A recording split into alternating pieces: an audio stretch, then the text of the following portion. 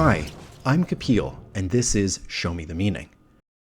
What if I told you that House of the Dragon isn't about dragons at all?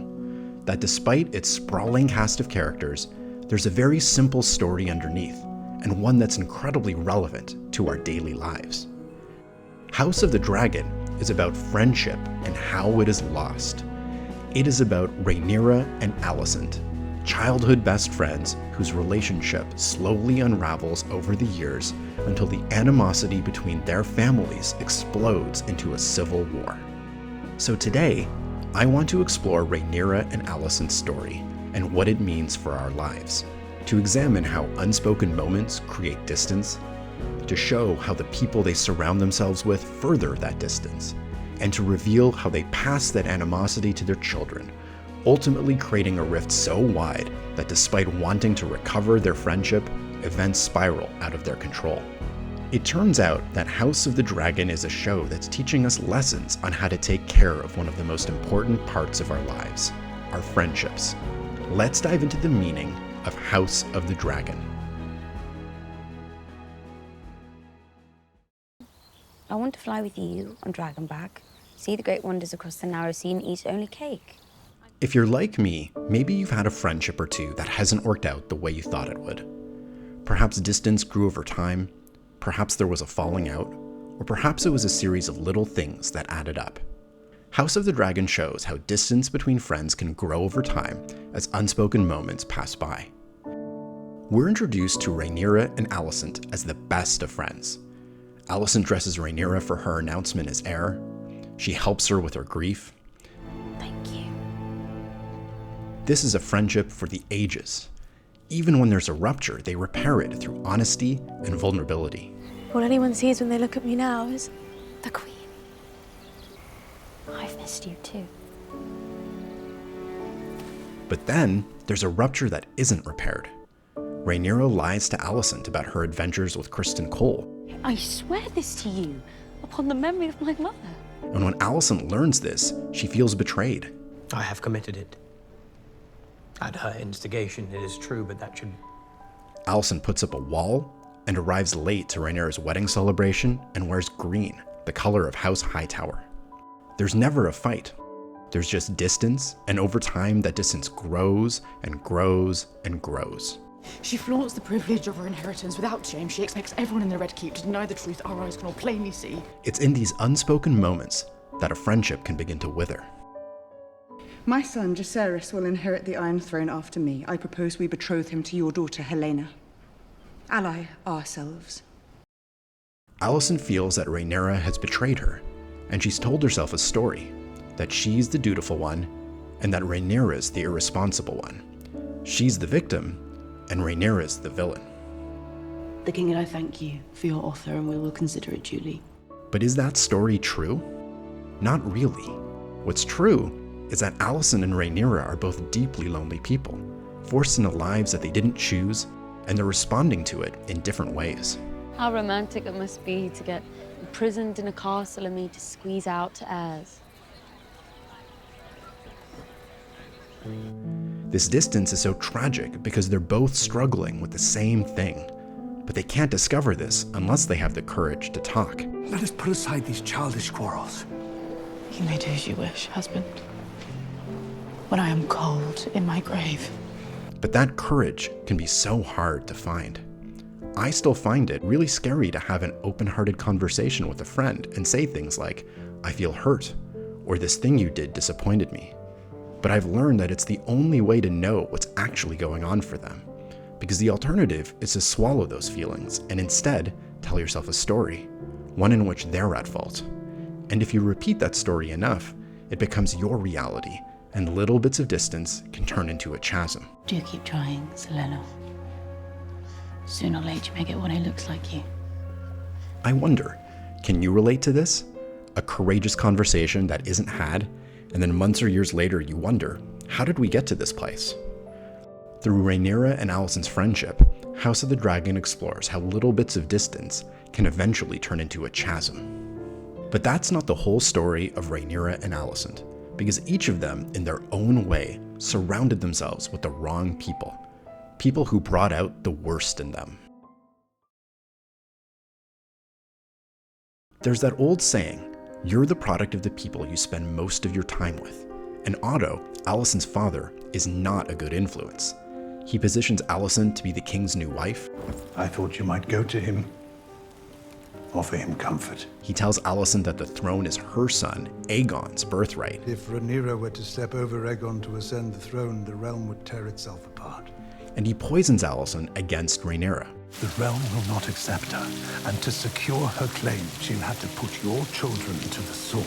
She'll have no choice. It's like Otto has created an alternative world for Alicent, one in which her son is the rightful heir to the throne and is being denied his birthright. And this alternate world amplifies the distance between Rhaenyra and Alicent, sowing the seeds of mistrust where there should be none. Congratulations, stepdaughter. What a blessing this is for you. And Rhaenyra chooses her own bad company. Her first husband, Laenor, does little to aid her, and then she marries Daemon, who has his own hatred of the High Towers. That whore of a queen murdered my brother and stole his throne, and you could have done more for it. The people we surround ourselves with can bring out our best or worst selves. They can act as wise counsel, helping us see beyond ourselves, or they can act as a wedge, turning us away from people to suit their own ends. I can relate here.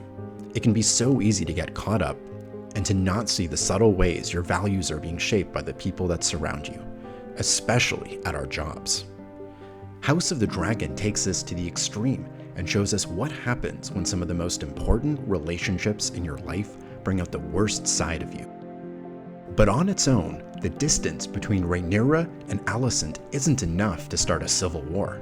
It's missing one crucial ingredient: the way this animosity is passed down to the next generation. Have you ever wondered what creates two sides in a conflict? An us and a them? Rhaenyra and Alicent have the bedrock of years and years of friendship to draw on. They might dislike each other, but they also don't see each other as less than human. I do not believe Alicent's capable of cold murder. But their kids don't have that foundation. Look at what Aegon hears from his mother. If Rhaenyra comes into power, your very life could be forfeit. The animosity between Rhaenyra and Alicent has spilled into the next generation. These kids have grown up knowing that their parents don't get along, and as a result, a squabble can turn into a knife fight. And that in turn creates an even bigger rift between Alicent and Rhaenyra. Bring me the Eye of Lucerys, Velaryon. Mother! Alicent. He can choose which eye to keep, a privilege he did not grant my son. House of the Dragon is showing how generational hatred can occur. Now, it's an extreme example, but I think we can all relate in a way. Have you ever complained about someone without them present and maybe exaggerated a little? It's so hard to share frustrations directly, and it's so much easier to just vent a bit and blow off steam. But this kind of withholding creates distance, and it can allow an us versus them to emerge because the person you're venting to doesn't see the full story.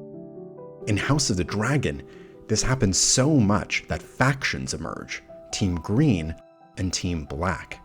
And now, with those factions emerging, Rhaenyra and Alicent have unwittingly created a storm, one that threatens to escalate.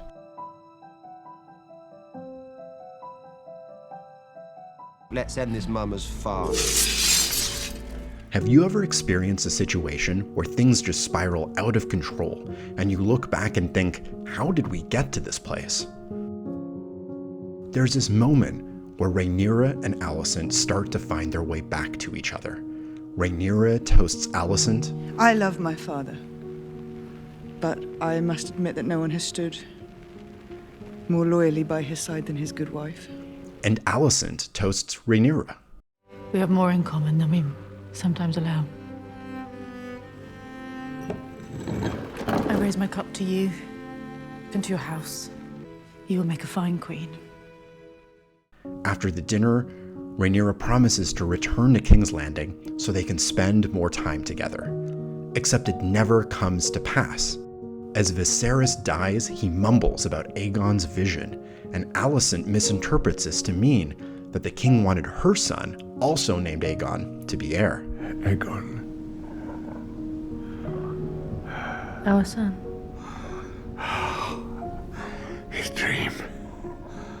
sacrifice. It's such a tragic moment, because if Rhaenyra and Alicent had been closer, they might have figured out the true meaning of his words together. But then, events start to spiral out of control. Am I to understand that members of the small council have been planning secretly to install my son without me? Alicent tries to stand up for peace, The king did not wish for the murder of his daughter. and Rhaenyra tries as well. As queen, what is my true duty to the realm? Ensuring peace and unity, or that I sit the Iron Throne no matter the cost? And it results in a beautiful moment when Alicent gives Rhaenyra the page from the book that they read together as children. A bridge has been laid out over this vast chasm, and for a moment, it's possible that the memories of a friendship past might prevent a civil war. Except there are now so many things outside of Rhaenyra and Alicent's control. And tragedy strikes as Aemond taunts Lucerys. The boys lose control of their dragons, and Aemond looks on in horror as Lucerys is killed. So, have you ever been in a situation where you've wondered, how did I get to this place? House of the Dragon provides an answer. When there's enough animosity and mistrust, and a gaping chasm that creates an us versus them mentality, you've reached a point of no return. Momentum takes you over the edge, and events unfold that both sides regret but are powerless to stop. And as you see Rhaenyra's reaction, you know exactly where this is heading.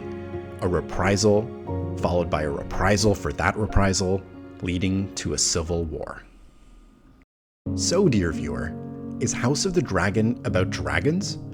Or is it about the slow, creeping way we can lose friends, little by little, until you get to a point where you wonder, how did we get here?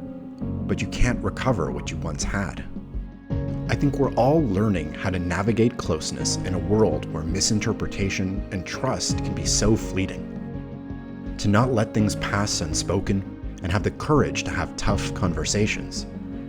To know when someone or some situation isn't bringing out the best version of ourselves. And to resist the temptation to gossip, complain, and create an us versus them. But perhaps the ultimate lesson from House of the Dragon is that thankfully, real life isn't Westeros. There truly isn't a point of no return, and even though it might feel scary, reconnecting is only a phone call away. Alright, that is it for this video. I had a phenomenal time making it. Thank you so much for watching it, and thank you for being here. I'd love to know what you think. Please leave a comment, like, subscribe, and this is a video about friendship, so how about sharing it with a friend?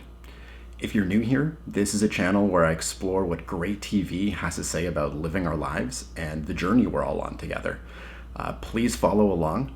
That is it for now. See you in the next one.